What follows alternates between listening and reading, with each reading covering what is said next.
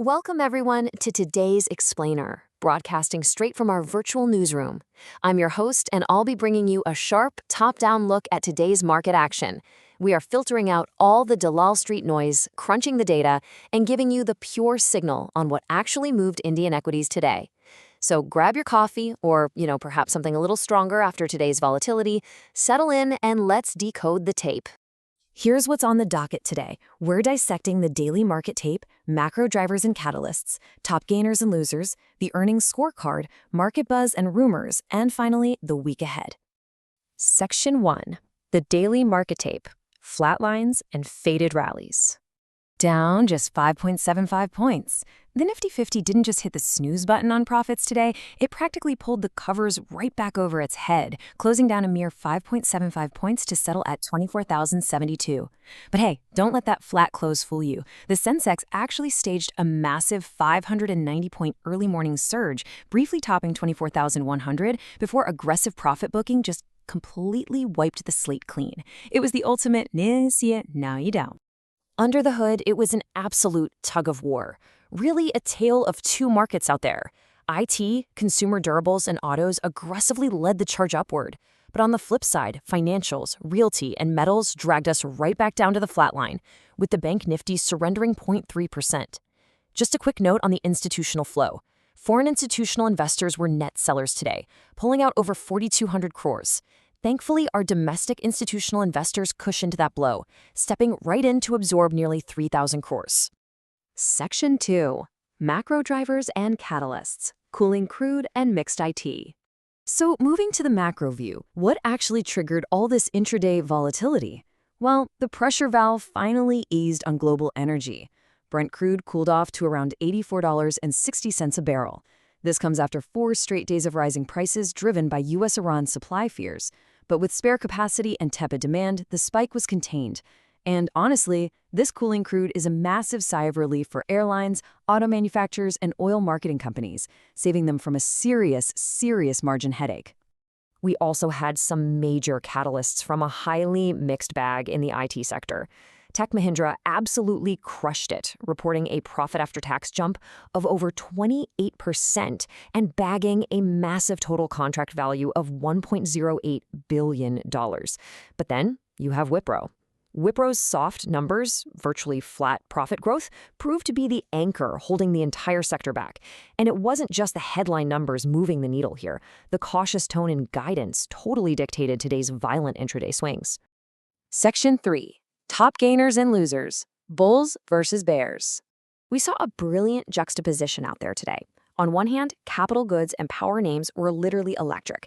ABB and DIXON both popped over 6%. But on the other hand, we saw a broad, painful derating across the financial and wealth management sectors. It was a textbook sector rotation playing out in real time, right before our eyes. Looking at the raw numbers, you can really see the absolute carnage in financials. ICICI Lombard plummeted a staggering 10.5% after missing its first quarter targets. And the market took no prisoners. That miss mercilessly pulled down HDFC, AMC, and Nippon India along with it. It's a classic case of guilt by association in a highly jittery market. Meanwhile, standout long plays like UPL were just quietly accumulating heavily in the background. Section 4. The earnings scorecard, hits and misses. Let's step away from the price action for a second and drill down into the fundamental numbers, because the scorecard tells a fascinating story. We already touched on Tech Mahindra's brilliant beat and Wipro's flatline, but look at Polycab, powering the cables trade with a near 33% jump in profit, driven by intense data center and power infrastructure demand. And then there's BHEL. BHEL is officially back in the black, posting a 382 crore profit compared to a previous loss. This is a huge signal, proving that the government's public sector infrastructure spending is actually hitting the balance sheets, not just making for good political promises. In a highly mixed tape like this, it is the guidance tone, not just the backward-looking headline numbers, that's driving the volatile price action. Companies like Angel One and Puremel Finance posted massive profit jumps of 102% and 66% respectively. That highlights pockets of sheer momentum, even while broader financial indices dragged their feet. Section 5. Market buzz and rumors. The scuttlebutt. Okay, let's step away from the hard, confirmed data for just a second and talk about the whispers on the trading floor. The absolute hottest chatter on the street right now is the Geo listing finally happening.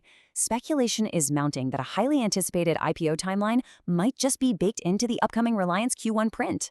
Rumors of a Geo IPO timeline are currently categorized as a high-impact positive catalyst. If it's true, it could be the single biggest index-swinging event this week, acting as a massive re-rating engine for the entire market.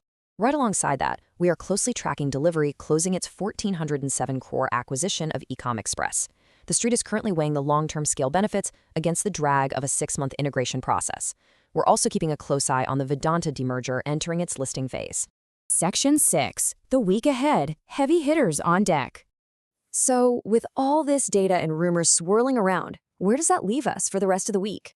Well, we are facing a massive gauntlet of heavy hitters reporting next. It starts today with Reliance and JSW Steel. Tomorrow, we move into the critical private bank cluster. We're talking HDFC, ICICI, Axis, and Kotak. And then we cap it all off with Infosys next week on July 23rd. The immense index weight reporting this week really cannot be overstated. This isn't just about individual stock picking anymore. This is about the direction of the entire Nifty. For Reliance, the street will be hyper-focused on retail margins and their oil-to-chemicals margins, which are getting a nice tailwind from the recent crude spike. For the bank cluster tomorrow, the microscope will be firmly on net interest margins, credit growth, and most importantly, asset quality.